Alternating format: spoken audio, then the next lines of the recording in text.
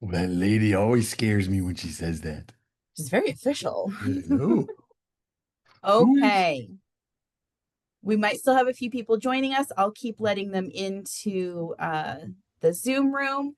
So I just want to say good evening and welcome to our Fall into OBOB 2025-2026 event series. This is the fourth year that we've done it, so hopefully it goes as smoothly as it possibly can, but it's always Zoom, so who knows. Just a reminder, the event is being recorded for our YouTube. So if you don't want littles to have their video on, we totally understand. You're welcome to turn your video off. We'll still be able to hear you when it's time for the Q&A at the end. You can put comments or questions in the chat bar and we'll go through those at the end as well. It sounds like we've got quite a few people from the Portland metro area, and I absolutely love that. We've got some first-time OBOB readers, some second and third time. So this is for the third through fifth division. That was our focus this year because so many of you are so excited to be doing OBOB for the first time, and we are just as excited to have you here.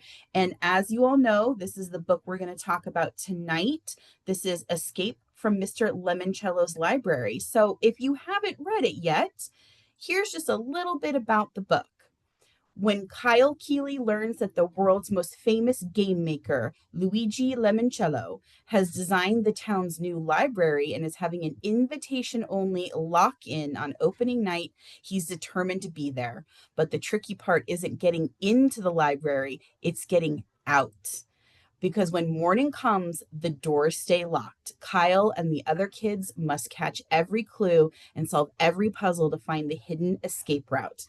So our author that's joining us tonight, Chris Grabenstein, is the best-selling author of the Mr. Lemoncello series, The Smartest Kid in the Universe, Dog Squad, and Welcome to Wonderland series, as well as the co-author of numerous page-turners with James Patterson, and of Shine, co-written with Chris's wife, JJ Grabenstein. So please, everyone, welcome Chris Grabenstein to talk to us about his book.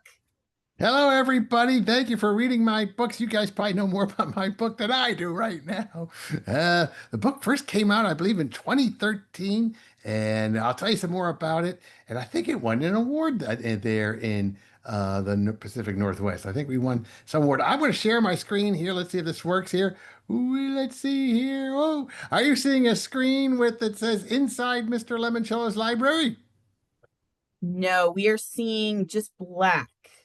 Just Let me oh, there try. it goes. There it goes now. There it goes. Yeah. Excellent. All right.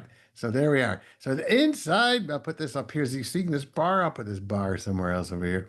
Excellent. All right. So yeah, there are now this escape. Well, that's my wife. Is my correct? Whenever I make a mistake, my wife's voice says, "Whatever, writer boy." So the first book in the series was Escape from Mr. Lemoncello's Library, but now there are seven books in the series. The second book was called Mr. Lemoncello's Library Olympics. Then the third was Mr. Lemoncello's Great Library Race. Then there's Mr. Lemoncello's All-Star Breakout Game. Then there's Mr. Lemoncello and the Titanium Ticket. Then there's Mr. Lemoncello's Fantabulous Finale, which is the end of the series. And up here, Mr. Lemoncello's very first game, that's a prequel. Who knows what a prequel is?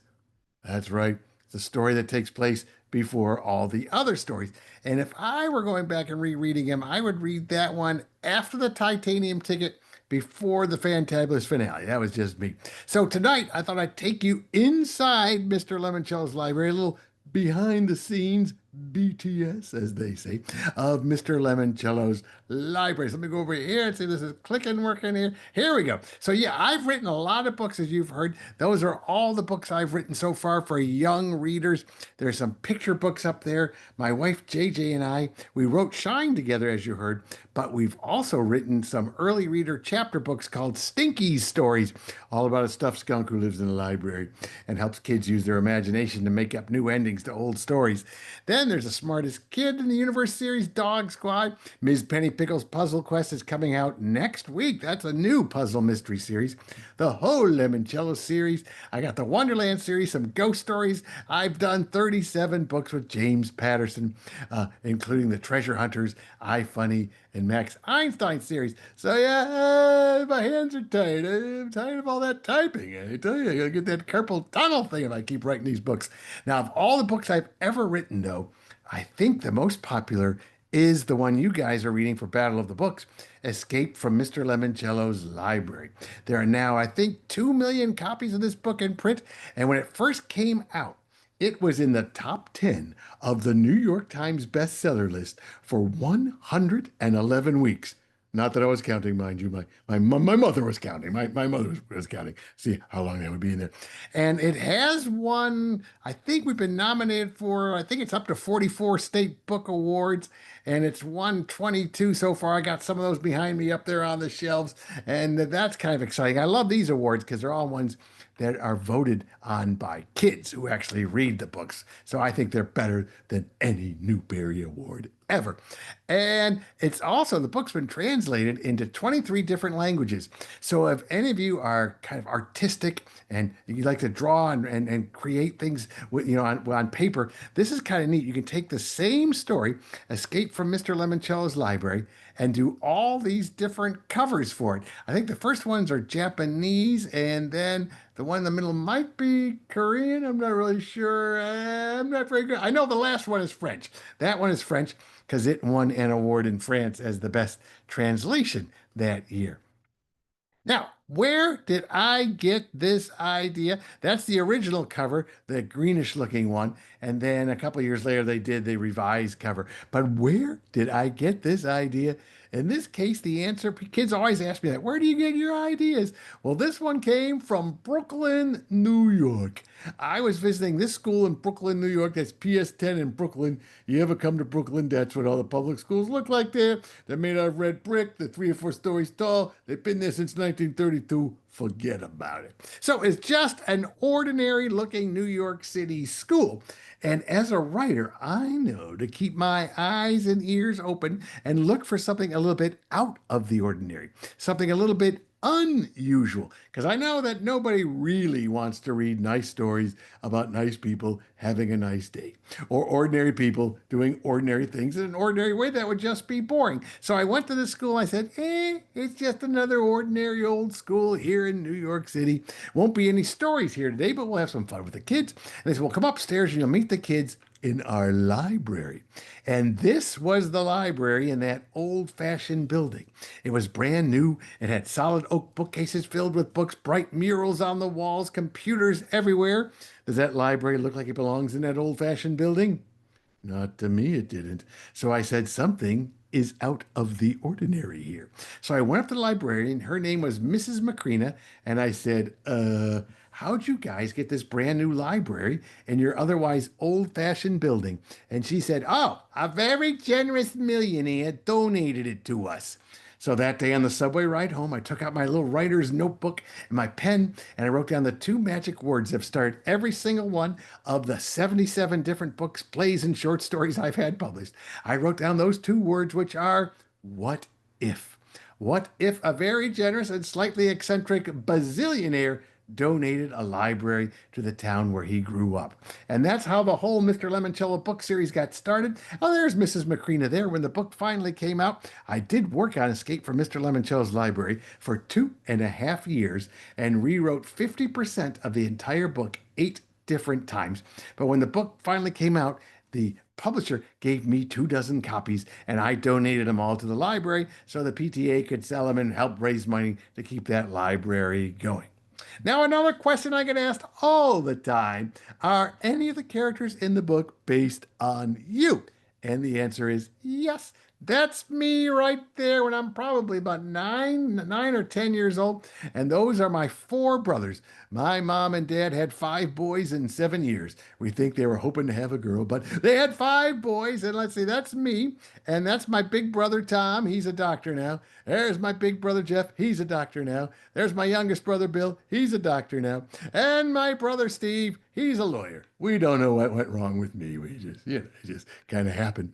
But what's interesting, these 2 guys here, Tom, the first son of every family always does everything. All the original astronauts, they were all first sons. And my brother Jeff here, he's a genius. He was and still is a genius. He's the kind of kid he took a test, I remember, when he was in fifth grade, and he got a 99 on it.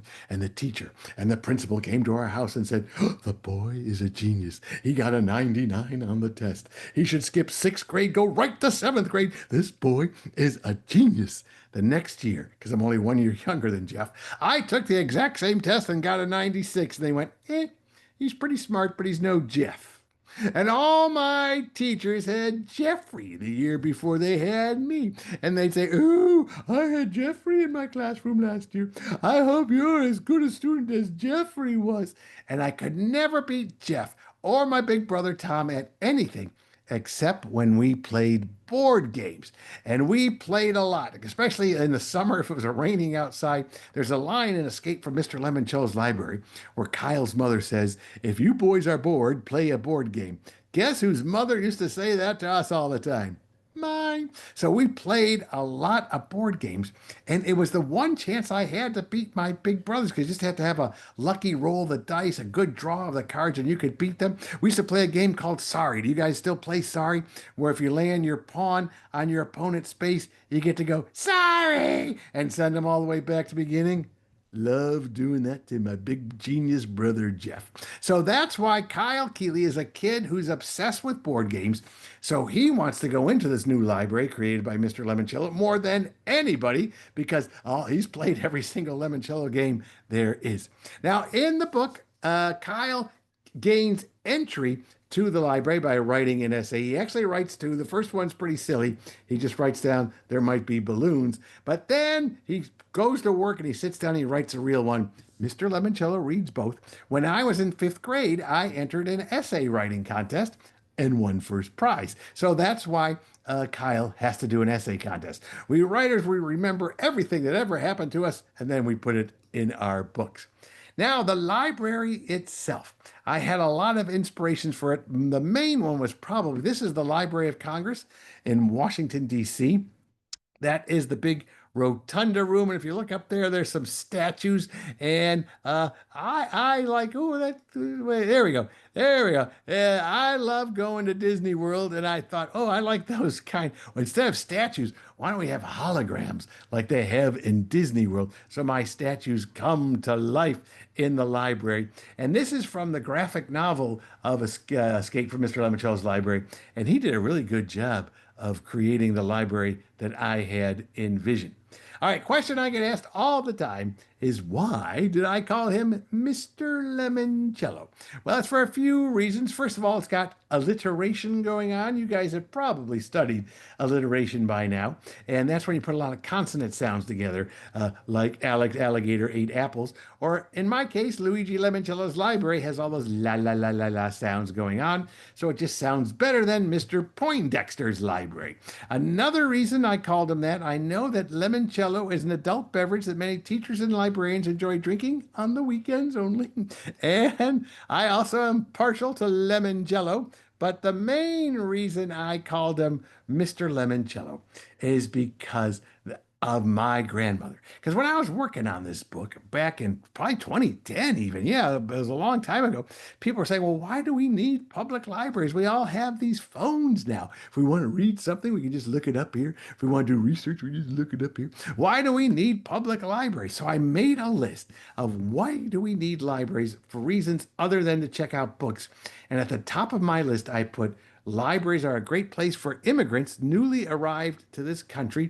They can either learn about America or they can maybe keep in touch with their old country through foreign language newspapers. And this meant a lot to me because my yaya, my Greek grandmother, when she was 17 years old, so not too much older than you guys, when she was 17 years old, the Turks invaded her village and burned it to the ground. And she became what's called a refugee. And they put her on a boat to take her to safety. The British sailors did. And she was on this boat. But the boat she was put on had a cholera outbreak. And cholera is a very deadly disease. So the British sailors said, we're sending you back to your villages. You'll have to fend for yourself. And my grandmother said, I'm not going back. So in the middle of the night, when the clouds blocked out the moon, she shinnied down an anchor rope, dropped into the Mediterranean Sea, swam to safety on an island, met up with this group of refugees. They made their way across Europe. She got on another boat, finally sailed into New York Harbor, went past the Statue of Liberty, got processed through Ellis Island. She had an arranged marriage with a Greek steel worker in Canton, Ohio. My mother was the first of her family born in America, and she told me when she was a little kid, she said, I'm going to read every single book in that Canton, Ohio public library because that will make me more of an American. So that's a real long way of telling you that Mr. Lemoncello is named in honor of my Greek grandparents, whose last name was Lemonopoulos, especially my Greek grandmother, because if she had not climbed down an anchor rope when she was a teenager, I would not be sitting in New York City today making up silly stories. Oh, now some of you, and I particularly want to point this out to you, Battle of the Bookers here. There is a movie of Escape from Mr. Lemoncello's Library on Nickelodeon. But never write your book report based on the movie. Never give answers to a Battle of the Books competition based on the movie because movies are always vastly different than the book. So once the Battle of the Book contest is over, maybe you can watch it. It's on Nickelodeon. I think it's on Paramount Plus. I think it's on Amazon. It's no longer on Netflix. I didn't write the movie, but I did get to go to Hollywood for the movie premiere. Got to hang out with the stars Casey Simpson, who was starring in the Nickelodeon show Ricky Dicky Donkey Dorky Dicky Ricky Ticky, you know the show. And Brianna Eady there, she was in their School of Rock, and now I think she's on something called Malibu Rescue. Oh, it keeps going back. Here, go forward. There we go. There's the gang. And the best part about the Hollywood premiere, yeah, it's fun to see the movie, but what's great is when you go into the theater. In the lobby, there is a table twice as wide as a cafeteria table, and it's loaded down with tubs of hot buttered popcorn, jumbo-sized cups of soda pop, boxes of M&Ms, Junior Mints, and Goobers, bags of Twizzlers, and you get to take as much of that stuff as you want for free. So I loaded up my arms and put all that in the chair beside me and watched the movie. I'm going to show you the trailer, but remember, there are no pterodactyls in the book you guys are about to read.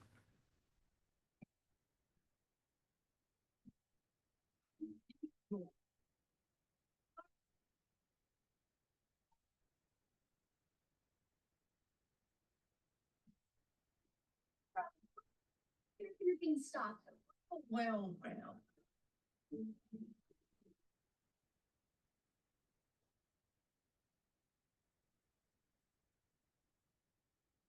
Solve puzzles, you'll gain access to the clues. Oh, bingo, baby. These clues will help you to answer the big question.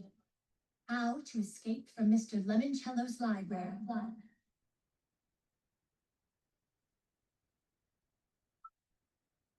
Let's do this.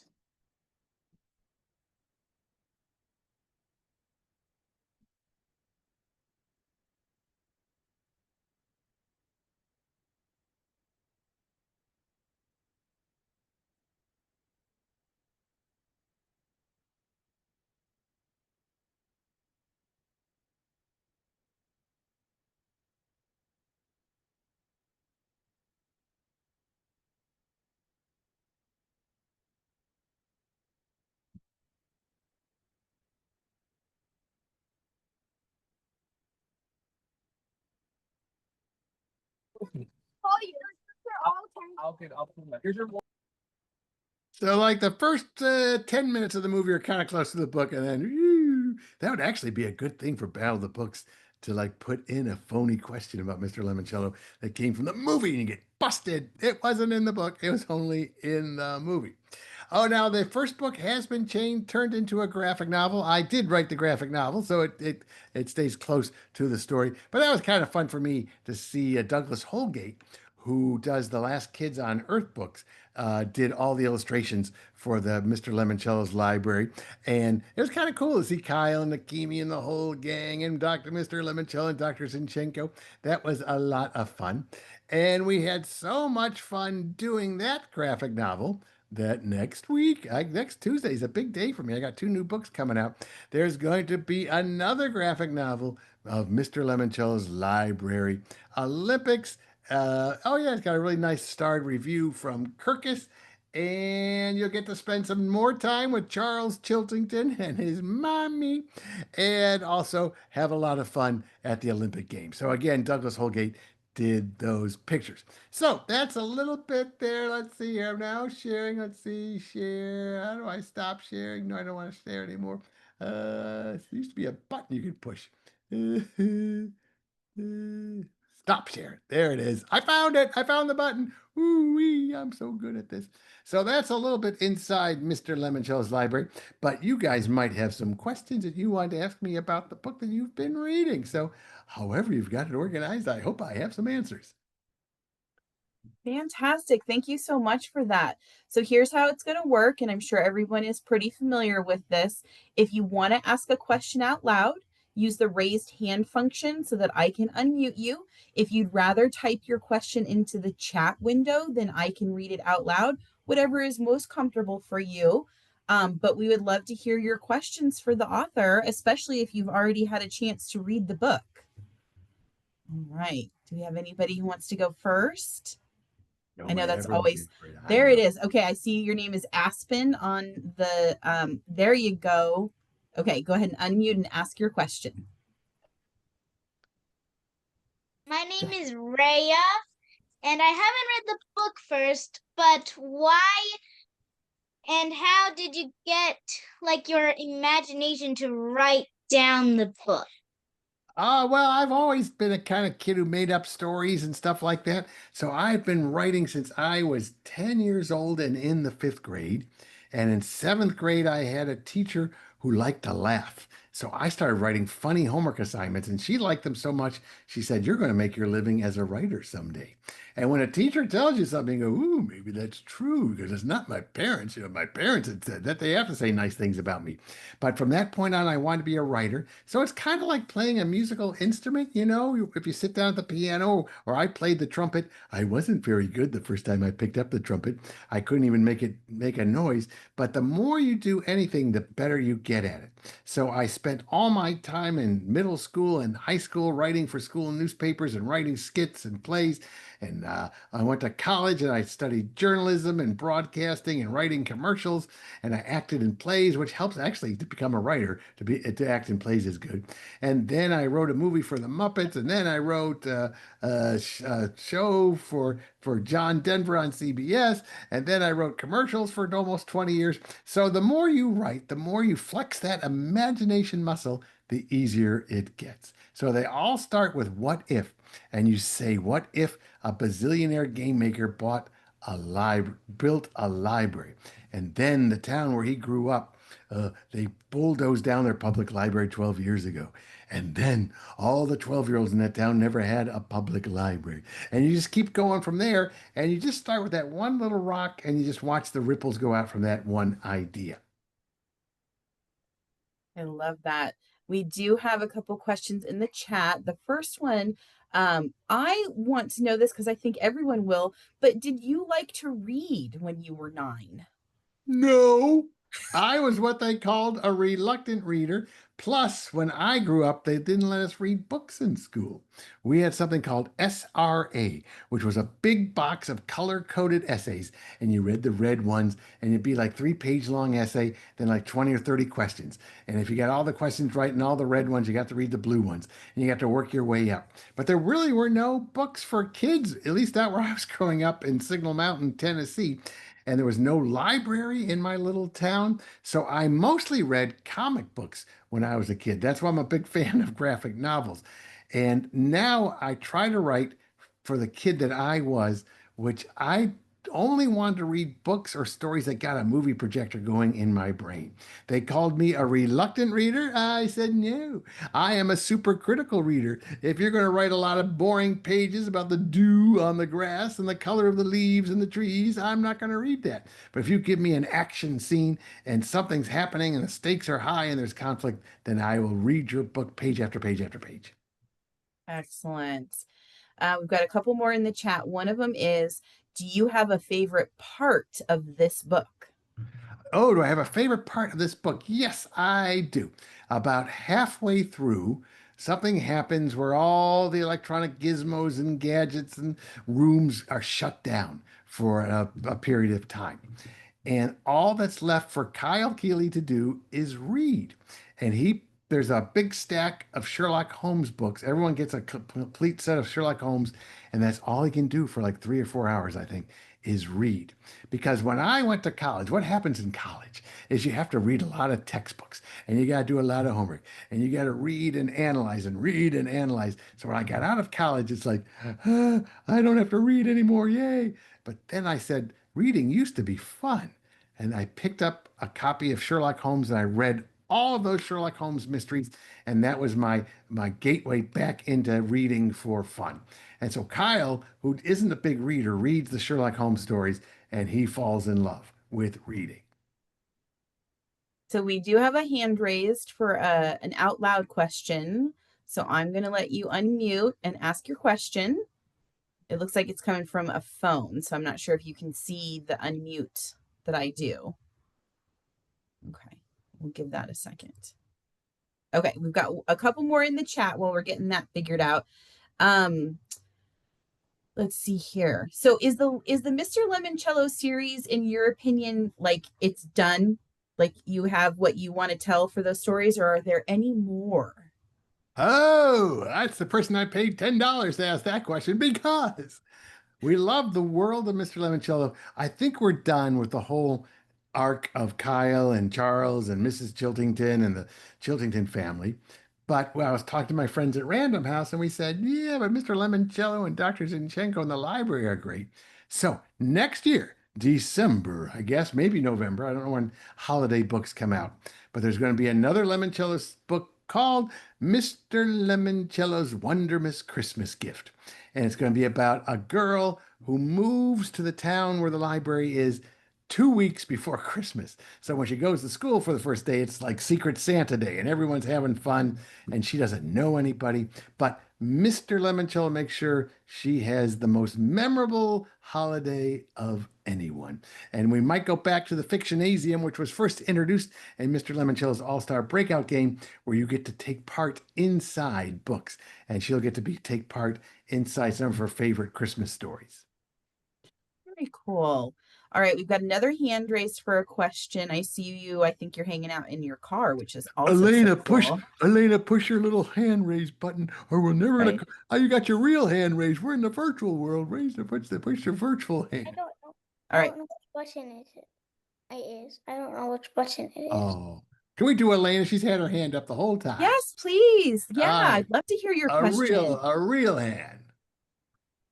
Go for it. If it's like, if you got like this book, does it matter if you get this book or another type of Escape from Mr. Lemoncello's library?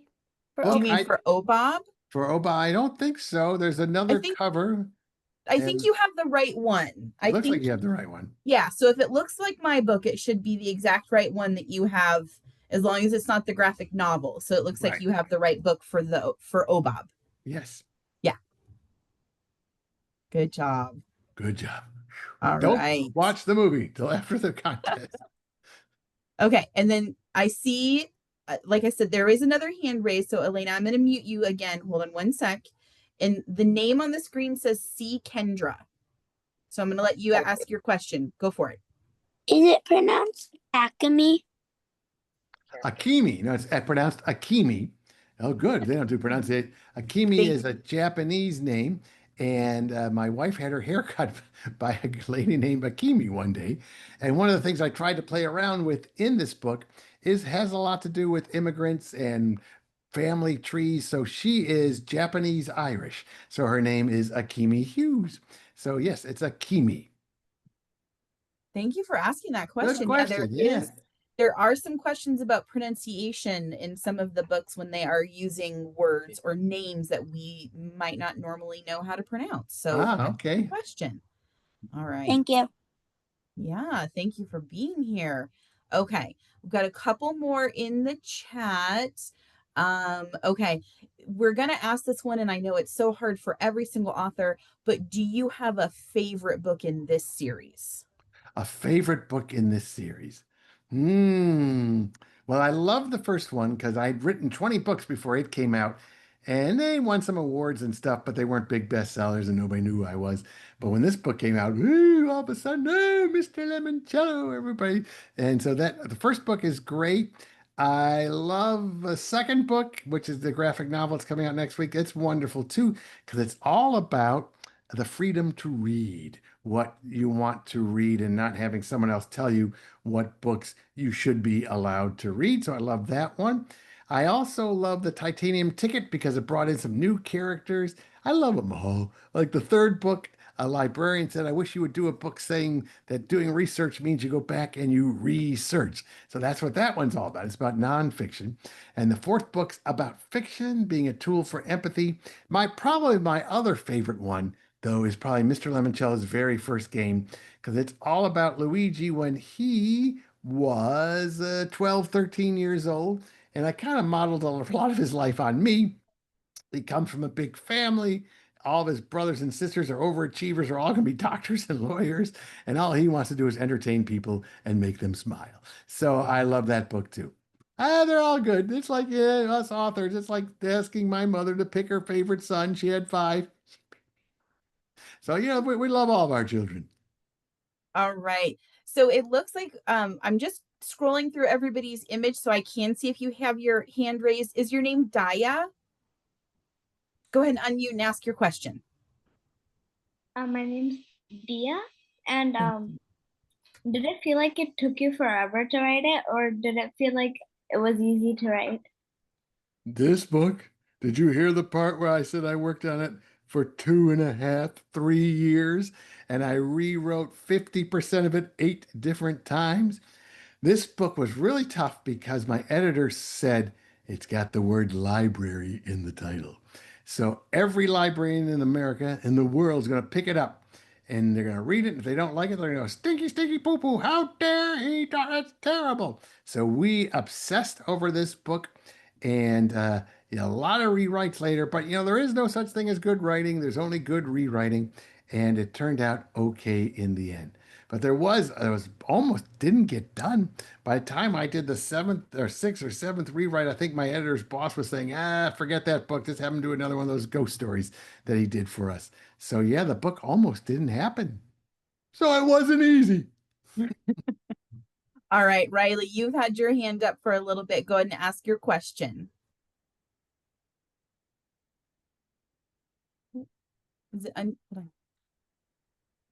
Do you see it? There you go. They're unmuted now. Are you going to make a second graphic novel? Well, yes, thank you. The second graphic novel comes out next Tuesday. On October 14th, Mr. Lemoncello's Library Olympics will be coming out as a graphic novel. And it's a lot of fun. Actually, they just sent me my copies. Hold on a second. Ooh-wee. This is the fun part about being an author. Except, graphic novels are heavy. They're very heavy. The paper's heavier, the ink's heavy. So, yeah, they sent me, and I'll hold it up. Here it is. Look at all those beautiful pictures in there. Ooh-wee. So, yeah, that's coming out on Tuesday. Can you buy the second book at Roundabout Books? I believe you can buy it wherever books are sold. And you can. Will you have many copies at Roundabout Books? We will absolutely have copies. So here's the thing that you should do is have your parents go and whichever bookstore is more local to you. So if you're in the Valley, you have Powell's or you have Annie Bloom's in Portland. Make sure it's an indie. We love our independent bookstores. But you can go to the website and simply type in the title and graphic novel, and then you can pre-order it. And so you would probably get it the day it comes out. That's what we try real hard is to make sure we have the books as soon as they're ready to go out the door in your library. Sometimes it takes a couple of days. We never know what's going on with shipping. It's a thing. But yeah, we love having books when they are absolutely like the day they come out. It's super fun. So that people can take them home and be the first to read them. Yeah. We did have a question in the chat of, do you have a favorite character in this series? Oh, I love Kyle because he's kind of based on me. but I guess Mr. Lemoncello is my favorite because he's kind of like me. He's a wacky adult who remembers what it's like to be a kid. And he's also based because I did write for Jim Henson and the Muppets. So part of Mr. Lemoncello comes from Jim Henson, who created the Muppets. And I also used to do improvisational comedy in New York. And this guy named Robin Williams used to perform with us. And he was so wacky. So I sort of put his wackiness together with Jim Henson's creativity to create Mr. Lemoncello. And I love him. And here's a little secret. We authors, we love our villains. I also love Charles Chiltington. The villains are the most fun to write because you get to come up with all your devious and scheming and things. And those are a lot of fun to write. Excellent. So a couple of our participants tonight are asking questions about being an author. One asked if it was hard, one that asked if it was fun. But what I would love to know is what is just your favorite part about writing books? Well, the actual writing is a lot of fun for me when the stories come to life in my head, the characters come to life. It's kind of strange to say that out loud, like the voices start talking to me, but you start hearing the story and it just kind of flows through you. That's a lot of fun. And the other fun is meeting kids who didn't like to read until they read one of my books. And I've gotten some really nice emails. Have had a couple of really nice in-person experiences with kids. I was at a restaurant once, and if I see a kid reading a book instead of playing with their phone at a dinner table in a restaurant, my wife will go over and say, "You're a reader, so here's a bookmark. Send an email to this address here, and we will send you a book." And we did that once, and the kid jumped up. Chris Grabenstein's here. His parents started weeping. His grandfather was there. The whole family that came around over. We posed for pictures. Found out this kid did not like to read until he read the Lemoncello book. So that was exciting. That's probably the best part. Warms the Awesome. heart. It's what it's like to be a bookseller too. I love Yeah. giving new books to kids when maybe they're not sure what they want to read next. There's a couple of things where with your book that I'm seeing some connections to Ellen Raskin's The Westing Game, which Hmm. I'm not sure if you're familiar with. It's been around for a really long time. It's a mystery and it's one of my absolute favorite books. So everybody who likes mysteries, we have it. We can find good mystery books for you. So we do have another question in the chat, and it sounds like you've used some names of real people you know for characters, but are any of your actual characters based on a real person? Mm, I mean, they're sort of a conglomerates like Charles Chiltington's based on every snobby person I've ever met in my life who thought they were better than me for just because they were who they were. Let's see. Miguel in the book, Miguel Fernandez. When I was working on this book, I was tutoring at my church. We have a little homework help thing, and I had a fifth grader named Miguel Fernandez. And the way that Miguel acts in the book is kind of exactly like that. Sierra Russell was based on every time I did a school visit, there'd always be one kid, and it was usually a girl, who would be sitting in the back of a room, her nose buried in a book. And like the fire alarm could go off, and she'd go outside like she was supposed to with her nose in her book. So Sierra Russell was based on every bookworm that I met. And her name came from someone who won a contest I had on my website. And she got the character named after her. That was the prize. Excellent. So if you were giving advice to one of our people on the chat tonight on if they want to be a writer, what should they do? Well, they should become a reader first, which is what you guys are all doing. And you read something and you might start saying, I like mysteries or I like fantasies with unicorns and dragons in them. And you'll start to maybe read more in that genre. And then you'll go, yeah. And then what might happen is you'll read ones like, oh, this one's not very good. I could write something better than that. So it's always good to write in the genre that you really like because you know what the rules are for it. So I've never done a dragon or a unicorn story because I've never read one of those. So I could not write it. So write what you like to read. And the other advice I give young writers is write a short story, like just 1,000, 2,000 words long with a beginning, a middle, and a twist. And surprise your readers with something that happens at the end. And I think you can probably get these now online or YouTube, I would watch Alfred Hitchcock presents mysteries and old Twilight Zone episodes because those are some of the best. I think that's what trained me to be a writer. I watched a lot of those shows when I was a kid, and they really help you learn how to make sure everything in your story is there for a reason that leads to the ending. And I like doing surprise endings. Excellent. That actually sounds like you've kind of already answered one of the questions. Someone mentioned they get writer's block, so they were wondering how to keep going or get inspired. So are there, besides the shows like Alfred Hitchcock, are there other books that you think of that helped inspire you? It sounds like Sherlock Holmes series was really Yes, helpful to yeah. you. Some other ones that you think people should read? All my friends' books. Let's see, Stuart Gibbs, James Ponty. Those are we're all like pals. And actually, you know, it's a good book is the one I was edited a collection of mystery short stories called Super Puzzle-tastic Mysteries, and there's like 20 different authors in there. So that's like a good sample to do that. So, and if you get writer's block, here's the thing. Did anyone remember how long it took me to write Escape from Mr. Lemoncello's Library? You said 3 Three years. years. Yeah. I rewrote the entire. So did I get it right the first time? No. So that's where writer's block comes from, is you're trying to make something perfect the first time you write it. So you're going, ooh, the sky was blue. No, it was azure. No, it was cerulean. No, it was the cover of Robbins. Oh, forget it. I can't write anything. I'm stuck. I'm blocked. But the thing to do is there are no mistakes. Just write down whatever pops into your head because you're going to go back and rewrite it anyhow, aren't you? So you get to look at all that, see, oh, this part works, this part doesn't work. It's kind of neat. I don't know if I have it here. Let me see if I have. I think I might have another book over here. Another demonstration. Yeah. Oh, here we go. This is one of my things. A Christmas Carol is one of my favorite books of all time. And I live here in New York City. And at the Morgan Library, Mr. Morgan was a collector of everything, including Charles Dickens' original manuscript of A Christmas Carol. You see all Wow. those parts that are crossed out and squiggled and stuff? I sometimes show that to kids and they'll say, oh, that's where he made a mistake. That's where he messed up. No, he had this great story flowing out of his head. He wrote it all down about the ghost of Christmas past and Scrooge and Marley and stuff.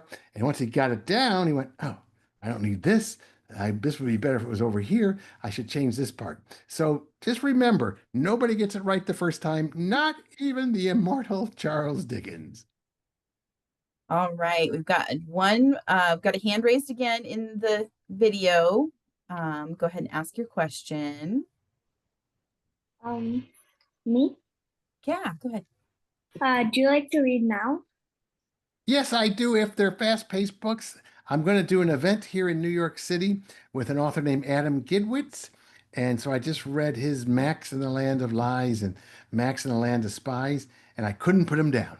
So if they're really good books, I will tear through them. If they're boring, I don't get very far through them. But like, I love my friend Steve Sheinkin writes nonfiction that reads like a thriller movie, so I love those books. So yeah, if I it just takes me some I have to go through like 10 books to find one that I'm going to like. I also have another question. Do you like collecting stuff? Because I can see you have collections. Yes, and I guess we do. On the bookshelves back there, let's see here. Starting up here and down there and going across, that's one copy of every book of mine that's ever been published. And then those are a bunch of the awards the books have won. And sometimes kids will give me little tchotchkes, and I'll keep those back there too. And also, when I do Zooms with schools, if I'm boring, the kids can at least look at my bookcase. You have your own little Easter eggs behind you of fun Exactly. things they can Yeah. find. Well, I There we love go. that you mentioned Stuart Gibbs and James Ponty. We love them here. I am obsessed right now with James Ponty's Sherlock Society. Uh-huh. If anyone is not familiar with it, I highly recommend it. The second one, Hurricane Heist, just came out. I've been reading mysteries, like I said, since the Westing game, but even as a preteen, I was reading adult mysteries, which might not have been the best idea. I think mysteries are super fun because you get to play so much with what's going Exactly. on and where the clues are coming from and who you can rely on and those kind of things. So we are going to wrap it up because we want to make sure that we don't keep Chris up too late since he's Oh, my in bedtime's 9 o'clock. My mother's going to call up. all right. We do have one question. I think we should ask this. Who's your favorite like author of like an older author or author of all time, and who is a favorite new author of yours? Well, I would say that I'm a nerd, so I like William Shakespeare. I like Shakespeare a lot because it has all the stories and all the emotions. And we just spent, my wife and I went on a vacation to Canada to the Stratford Festival, and we saw 7 plays in 5 days. And I think 4 of them were Shakespeare. They do a really good job of that. So if you see good Shakespeare, then it's good. If you see bad Shakespeare, it's no good. And I'm a big fan of Adam Gidwitz right now. I think this Max in the Land of Lies, and I think Spies is the first one. Max in the Land of Spies, Max in the Land of Lies is the second one. And that's my new favorite right now. Excellent. Well, for all of you students here in Oregon, if you weren't familiar with it, Ashland has the Oregon Shakespeare Festival that happens every year in the fall, and people come from all over the world to see it. I've been half a dozen times. So follow Chris's advice and look into some Shakespeare because it might be really old, but it's really cool words. He actually like made up words we still use today. And he's also very entertaining if it's done right. Yes, absolutely entertaining and sometimes he can be a little gross, which is also really fun. Yeah, very That gross. can be really fun. All right, everybody. Please say thank you in the chat for Chris joining us tonight. We're so excited to have our very first OBOB author of the season. I wish everyone the best of luck with all of your reading. And just a quick reminder, we're doing 2 events tomorrow night. First one is Finding Langston at 5 p.m. The second one is The Lost Library at 6 p.m. So those are going to be super fast paced back to back so we can talk to 2 different authors. Who's going And to be the Lost Library? Is that Rebecca? that's Uh, Rebecca hey, Speed. We love her. We yeah, had her 2 years ago for the list of things that will not change, which was one of my absolute favorite books yeah. of the OBOB season. So, She's a Chris, pal. She lives good. in I the love hearing neighborhood. that. Yeah. Thank you so much again for taking the time to talk with our OBOB students, for reminding them that reading is so important to everybody and that you should read books that people sometimes tell you not to Not to read. read. All All right. right, Thank you, everybody. guys. All Thank right. you Good luck. so May the much. best Have a readers great win, night. or however it happens. And don't watch the movie until you read the book. I concur. We'll All have a right. viewing party. All Okay. right. Have All a right. great night, everybody. Bye-bye. You.